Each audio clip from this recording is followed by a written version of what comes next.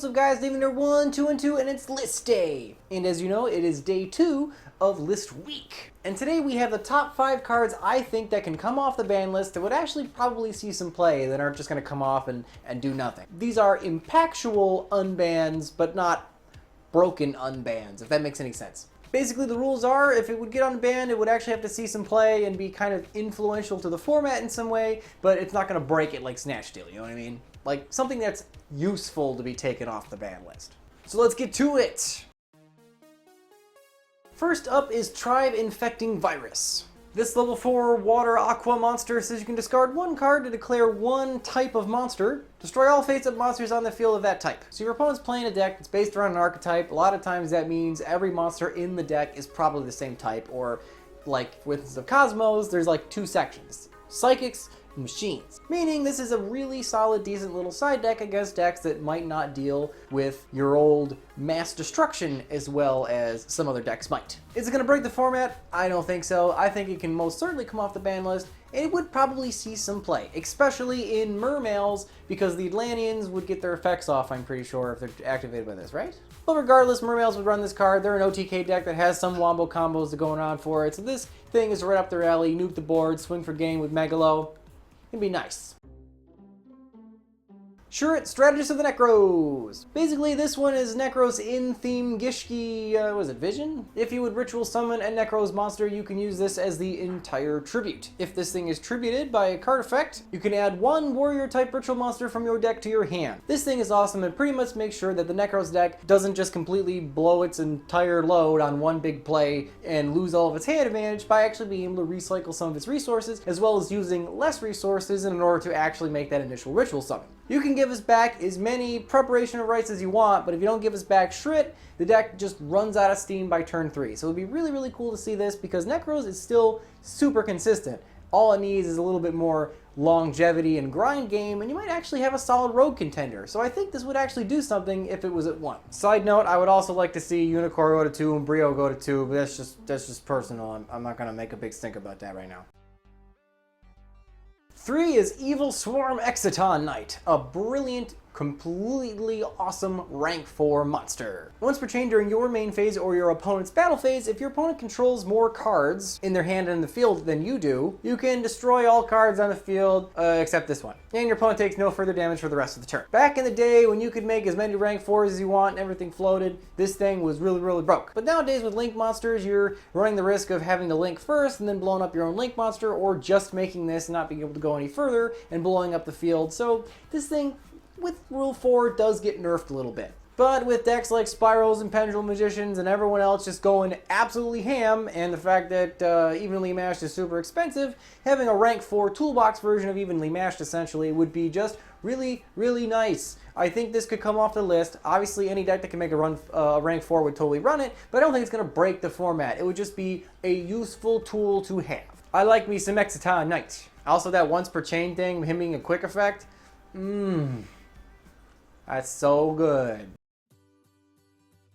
Next we have Solemn Judgment. This one might be a bit of a personal thing for me, but I just like Solemn Judgment. It's a cool ass counter trap card. When a monster would be summoned or a spell or trap is activated, pay half your life points, negate it. This can't do non-inherent special summons via monster effects, but it can negate pretty much everything else in the game, including any kind of summon and or any kind of spell or trap. Including itself. You can Judgment a Judgment. Being a counter trap means at spell speed 3, it would make your Solemn Brigade 1 card larger, and would bring back the awesome, cool, weirdo format that was Judgment Battles. The reason why I think this can come off the ban list to 1 is because paying your half your life points is pretty steep, especially during the early game, making this card a very skillful card, weighing your options when to use it and when not to use it.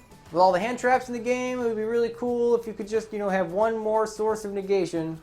I mean, come on, if you can have a hand trap like Ash Blossom in the game and that's somehow not considered broken, we can have Solemn Judgment. Like I said, it's kind of a personal decision, but I like Solemn Judgment. I like having, my negate traps cover more ground with less, as opposed to having to run tons of different trap cards, like running just 1 or 2 that just get all my bases. And I hate the fact that when you're down to like 2,000 life points, you can't use Scolding. So that's why I want Judgment. Like, Judgment and like 2 Scolding. That'd be a really cool trap lineup for like an aggro deck. Alright, this list has a couple of honorable mentions. They are going to be Chaos Emperor Dragon and Achlababa Towers. These ones I weren't sure if I should put on the list proper for each a completely different reason. For Chaos Emperor Dragon, we don't actually have its errata yet, even though there is an official errata of the card. So if it was to come off the ban list, it would mostly come off when we get that print sometime.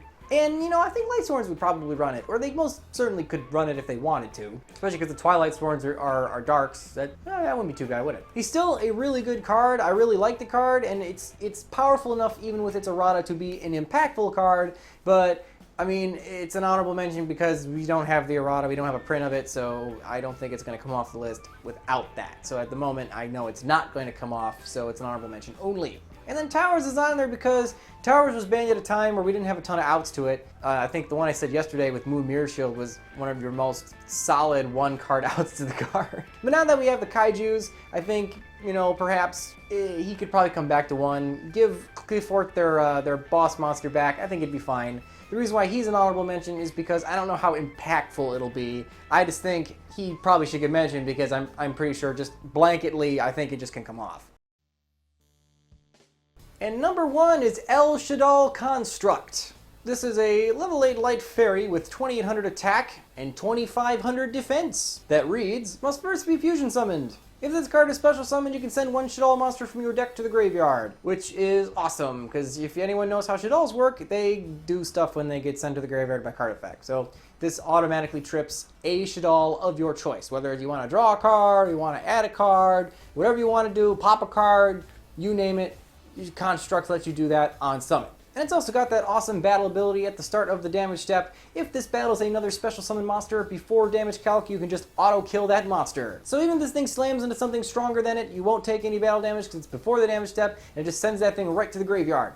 Going up against an extra deck heavy deck, this thing has always been really solid removal. The effect is really cool, but at this point in time, I don't think Construct is super broken, so I don't think it would be uber impactful making Shadal's tier 1, but it would certainly make them a splashable engine into other decks, so we might actually see some variety in the format. I think that would be kind of cool and healthy for the game and impactful in its own little way. So anyways, that was my top 5 cards I think that could come off the ban list that would actually do something but not break anything. Let me know in the comments below what you guys think and what other cards you think would come off the list and actually be impactful. Not something like I don't know, Time Seal, which no one would play. Like something that would actually do something, but not too much. So let me know in the comments below what you guys think. And remember guys, if you don't troll the meta, who will? I will see you guys tomorrow for another list. The Destiny board tells me that you should subscribe to the channel, or you could watch some of these other videos. Now excuse me, my Millennium Ring has detected another Millennium item. Oh, it's just Merrick. Akora, did you remember to get milk? We're out of milk. This milk is bad. It was terrible.